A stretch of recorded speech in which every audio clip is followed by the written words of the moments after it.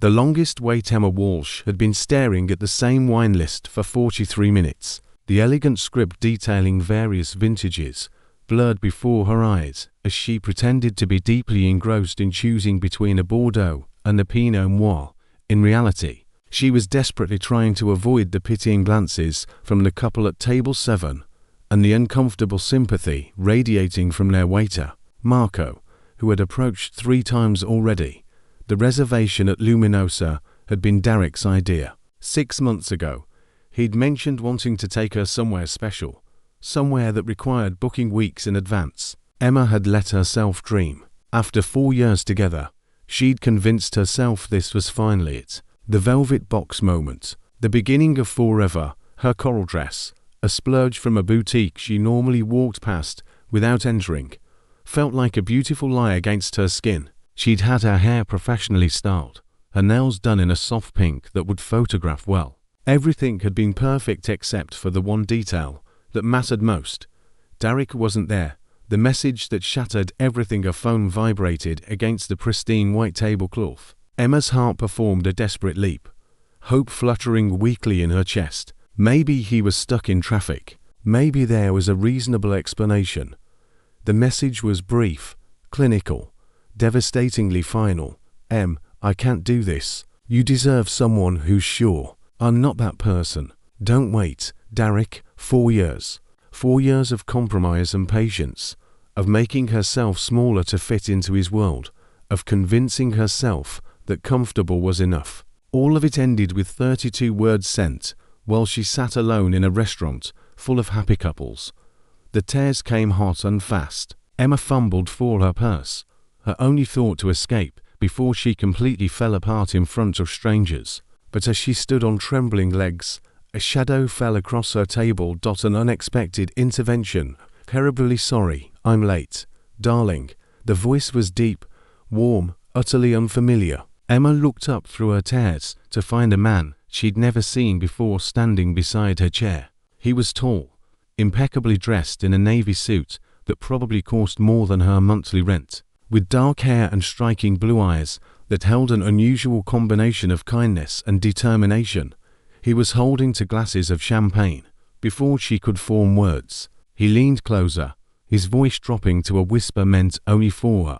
Please, just play along. You don't deserve to be humiliated like this. Then, louder, with a confidence that commanded the attention of nearby tables. Traffic was absolutely brutal. I hope you'll forgive me. He settled into the chair across from her as if he belonged there, placing one of the champagne flutes in front of her with practiced ease. Emma sat frozen, caught between confusion and a strange, desperate gratitude. This stranger had just thrown her a lifeline, saving her from being the pathetic woman who got stood up at Luminosa. A stranger's kindness. My name is Julian, he said quietly, his eyes never leaving hers. And you don't have to tell me yours if you don't want to. But I saw what happened, and I couldn't just walk away. Emma, she heard herself say, her voice barely audible. Why are you doing this? A sad smile crossed his face.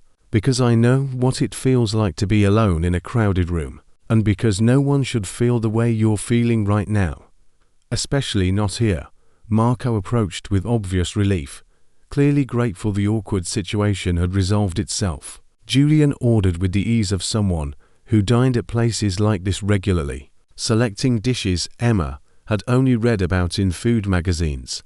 The conversation as the first course arrived, delicate scallops arranged like art on white porcelain. Emma found herself actually talking. Julian had a gift for asking questions that made her forget she was sitting with a complete stranger. He wanted to know about her work at the gallery, about the emerging artists she was excited about the painting she'd always wanted to create, but never had the courage to start. He listened with an intensity that was both unnerving and intoxicating. There were no distracted glances at his phone, no checking his watch, no subtle signs of boredom. When Emma spoke, she had his complete attention. You light up when you talk about art, Julian observed as their main courses were cleared away. It's like watching someone come alive. Emma felt heat rise to her cheeks. Derek always said my job was a nice hobby until I figured out what I really wanted to do with my life." Julian's expression darkened slightly. Then Derek was an idiot who couldn't recognize treasure when he held it. The words were simple, but they cracked something open inside Emma's chest. When was the last time someone had made her feel valued for who she actually was? The truth revealed as dessert arrived. Chocolate souffle that melted on the tongue. Emma's natural curiosity finally overcame her grief. "Can I ask you something? What were you doing here tonight? You don't strike me as someone who dines alone." Julian's smile turned rueful. "I had a business dinner that ended early. I was about to leave when I saw you reading that text message. I saw your face." He paused, choosing his words carefully. "I saw someone's world breaking, and I couldn't just walk past." The check arrived in a leather folder. Emma reached for her purse. "Please, let me contribute. This is too much." "Absolutely not," Julian said firmly, but gently. "Tonight is my honor." Outside Luminosa, the evening air was cool against Emma's flushed skin. A sleek black car waited at the curb, a driver standing attentively by the door. The reality of the situation hit her suddenly. This wasn't just a kind stranger. This was someone who traveled with drivers and thought nothing of the bill they just paid. "Who are you really?" Emma asked, suddenly nervous. Julian hesitated, then pulled out a business card. "Someone who would very much like to see you again, if you'd allow it." Emma took the card, reading it in the streetlight's glow. Julian Ashford, Chief Executive Officer, Ashford Technologies. Her eyes widened. Ashford Technologies was one of the fastest growing tech companies in the country. Julian Ashford wasn't just wealthy. He was a name she'd seen in business magazines, a success story, completely out of her league. "I should go," she said quickly, suddenly overwhelmed. "Emma, wait." Julian's hand hovered near her arm, but didn't touch. "I know this is strange. I know tonight was bizarre and unconventional, but it was also the most genuine evening I've spent with anyone in years." His blue eyes searched hers. "May I call you?" Every rational thought screamed at her to politely decline and disappear back into her ordinary life. But her heart, still bruised, but now stirring with something new and unexpected, had different ideas. "Yes," she whispered, surprising herself. "You can call me." As Emma walked toward the subway station, Julian's card clutched in her hand. She didn't notice him watching until she disappeared around the corner. She didn't see the small smile on his face or hear him tell his driver, "She's extraordinary."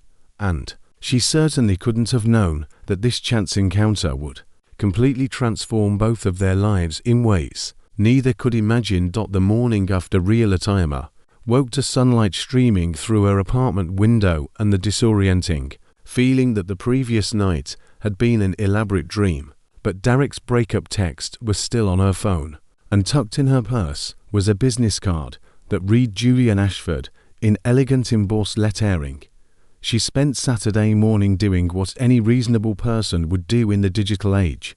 She researched him. What she found made her stomach flip. Julian Ashford wasn't just successful. At 32, he'd built a technology empire worth billions. His company specialized in sustainable energy solutions and had recently been featured in a documentary about innovation. There were photos of him at charity galas, technology conferences, and business summits. He'd been named one of the country's most eligible bachelors 3 years running, and he'd saved her from public humiliation at a restaurant. Her phone rang, an unknown number flashing on the screen. Emma's hands trembled as she answered. "Emma, it's Julian. I hope I'm not calling too early." His voice, warm and genuine, sent butterflies through her stomach. "No, not at all. I was just awake.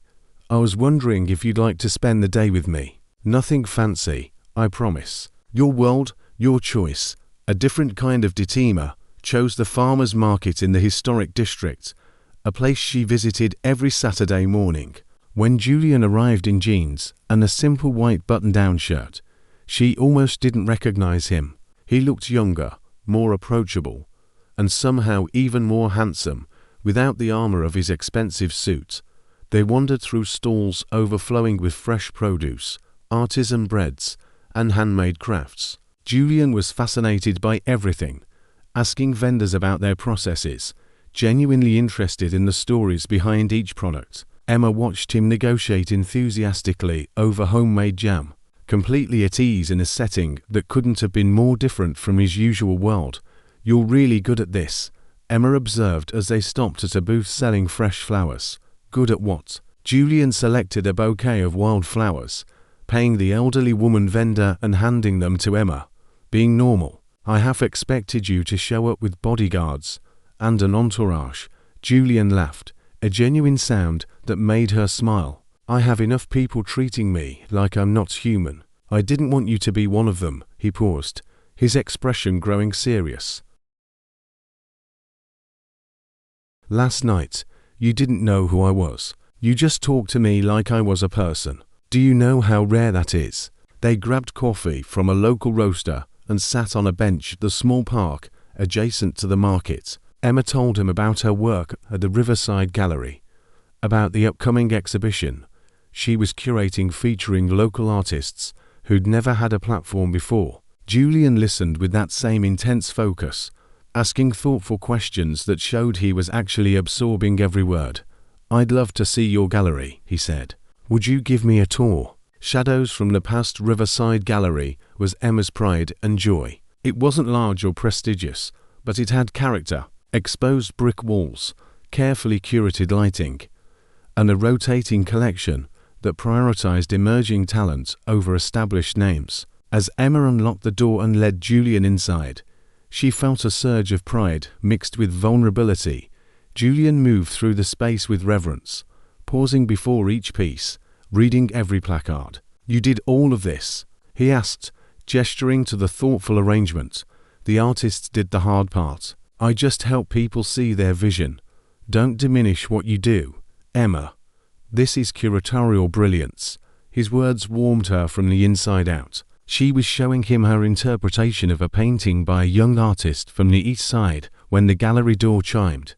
Emma's stomach dropped. Derek stood in the doorway, looking disheveled and desperate. Behind him, hovering uncertainly, was a young woman Emma didn't recognize. "Emma, we need to talk," Derek said, ignoring Julian's presence entirely. "I don't think we do," Emma replied, surprised by the steadiness in her voice. "You said everything you needed to say last night." "That was a mistake. I panicked. 4 years means something, Em. You can't just throw that away because of one text message." Julian stepped forward slightly, not aggressively, but his presence was suddenly commanding. "She didn't throw anything away. You did." Derek finally looked at Julian, really looked at him, and Emma saw recognition dawn on his face. "Wait, you're Julian Ashford. I've seen you in the news." His expression shifted from confusion to something uglier. "This is what you do now. Rebound with billionaires." "That's enough," Emma said firmly, her voice cutting through the tension. She walked to the door and opened it wide. "Derek, you need to leave. We're done. We were done the moment you sent that text. Emma, please, leave, now." Derek left, his unnamed companion trailing behind him, casting apologetic glances over her shoulder. When the door closed, Emma leaned against it, her legs suddenly weak. Julian was there immediately, his hand gentle on her shoulder. "Are you all right?" "I am," Emma said, and realized she meant it. "I really am."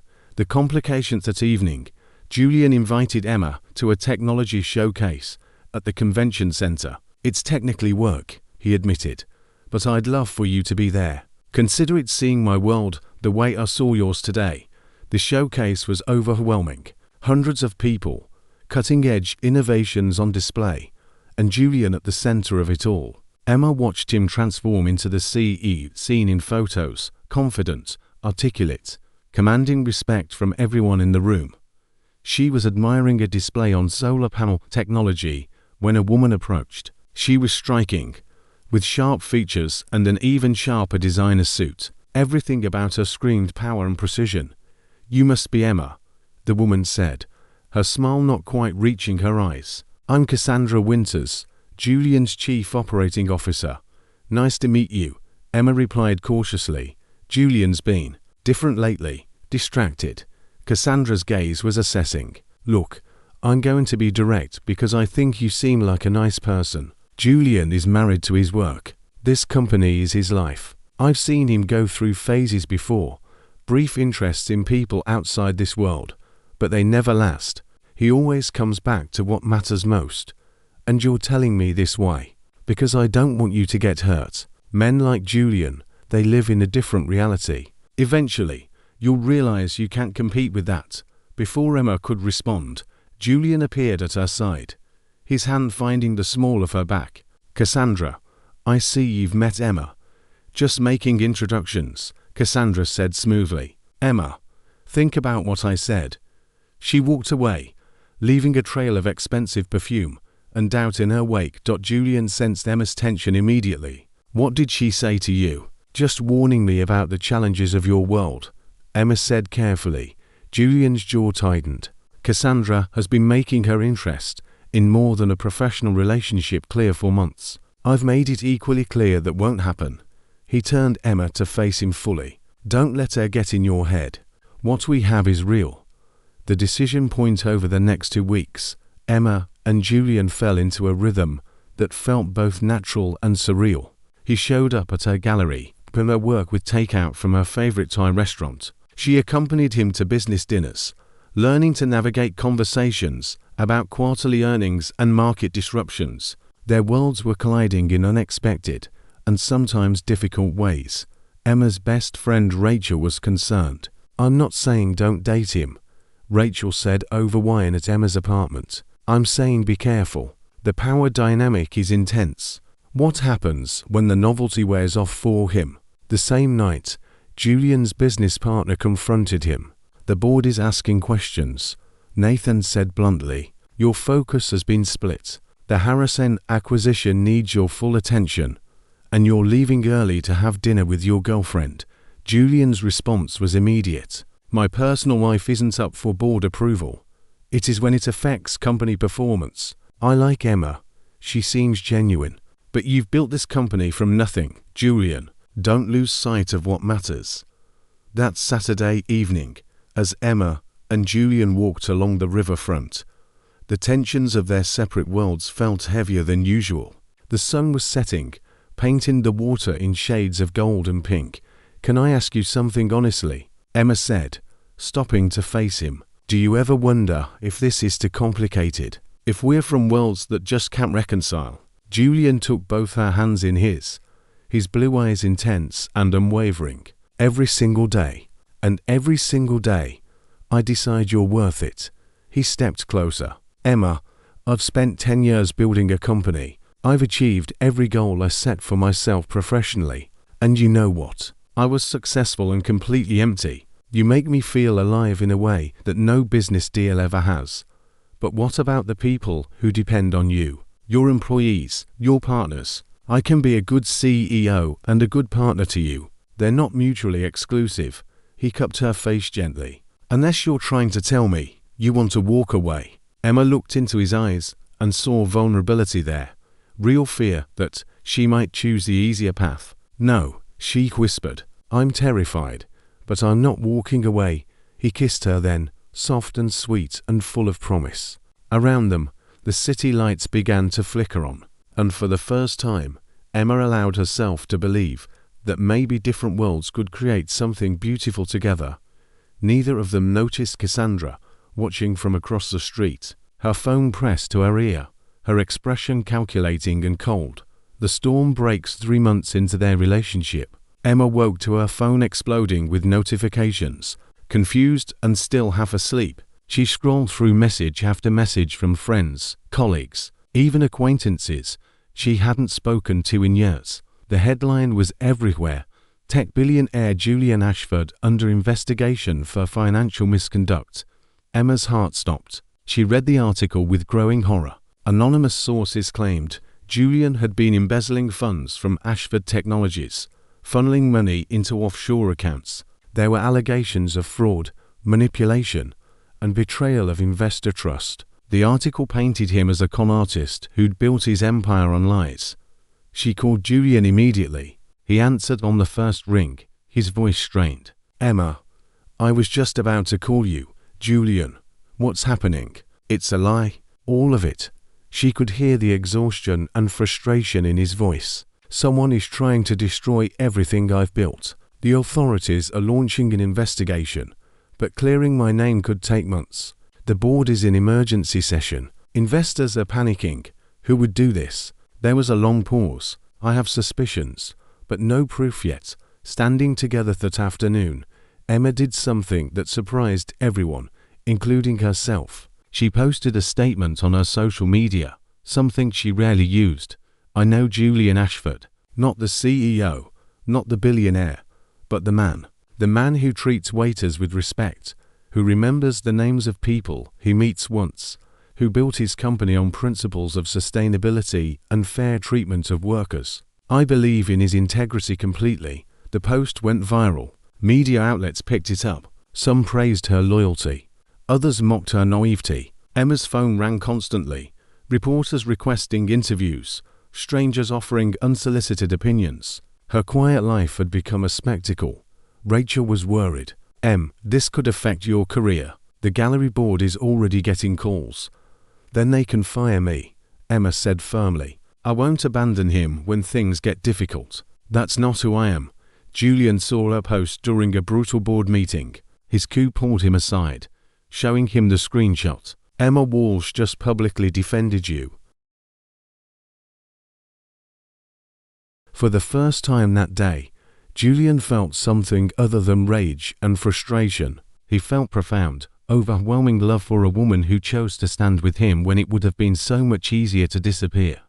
That evening, he went straight to her apartment, not to his penthouse. Emma opened the door, and he pulled her into his arms without a word, holding her like she was his anchor in a hurricane. You didn't have to do that, he said into her hair. Yes, I did. She pulled back to look at him.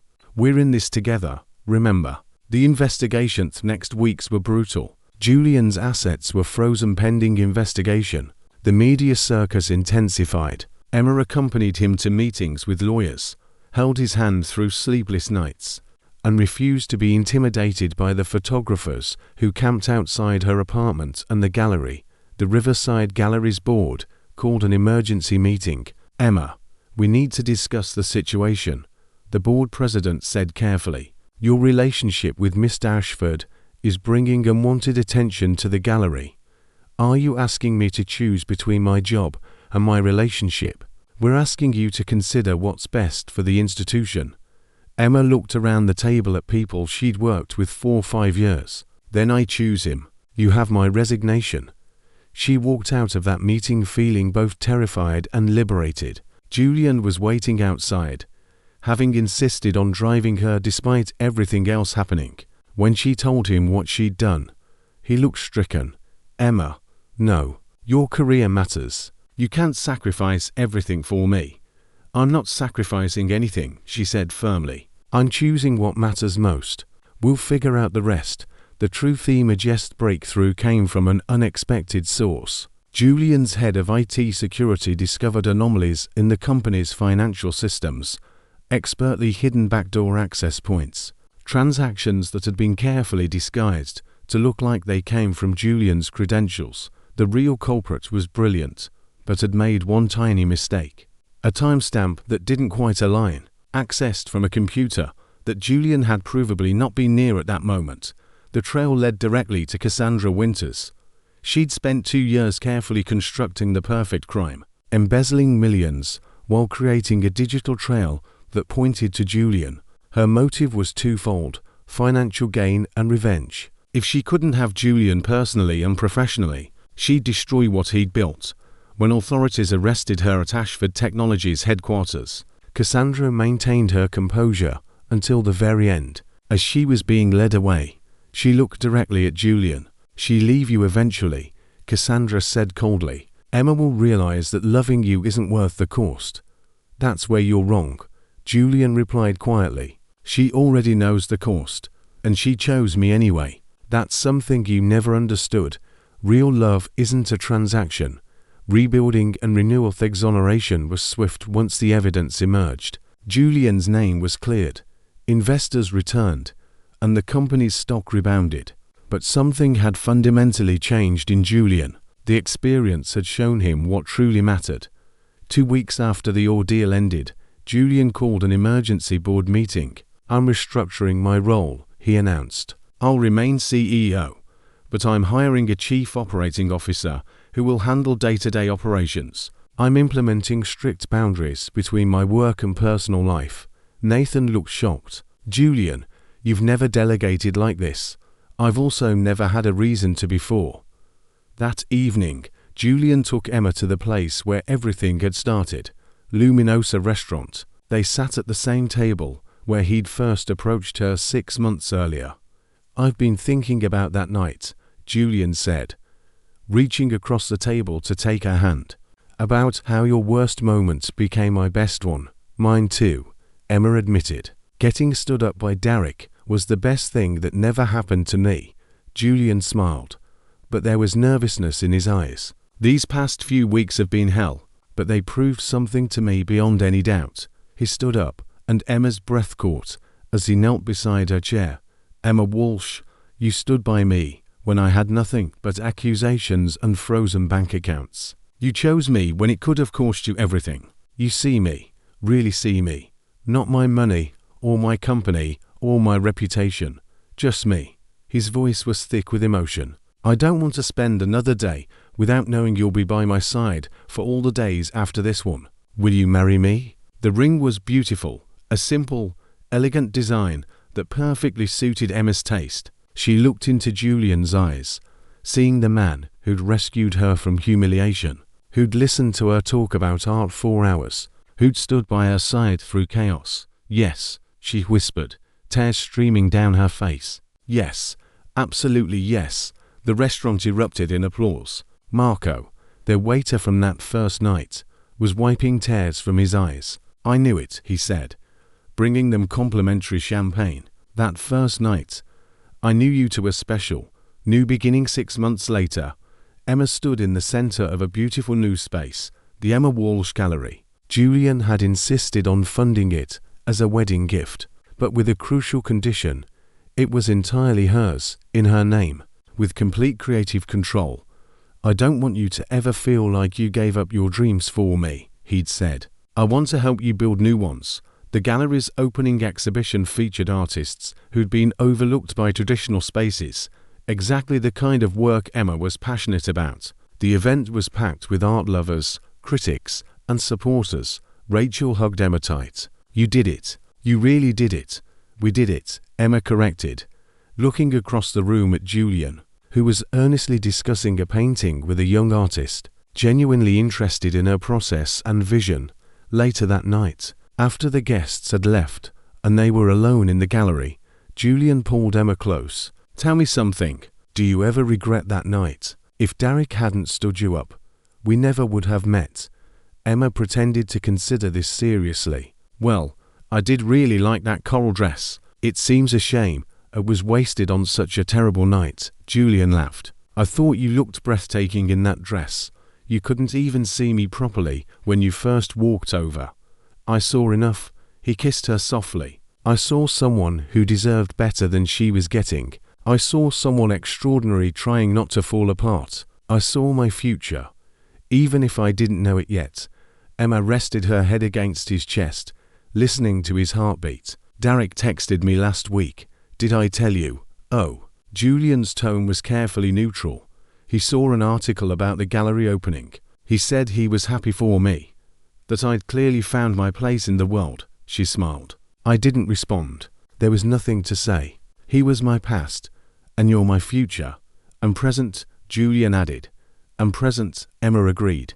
They stood there in the quiet gallery, surrounded by art and possibility, to people from different worlds who'd found a way to build something beautiful together. Emma thought about that terrible night at Luminosa, about the humiliation and heartbreak that had felt like the end of everything. She'd been so wrong. It hadn't been an ending at all. It had been the beginning of the most extraordinary story she'd ever been part of. A story she and Julian were still writing together, one beautiful day at a time. Outside, the city lights twinkled like promises, and for the first time in her life, Emma felt completely, perfectly, exactly where she belonged.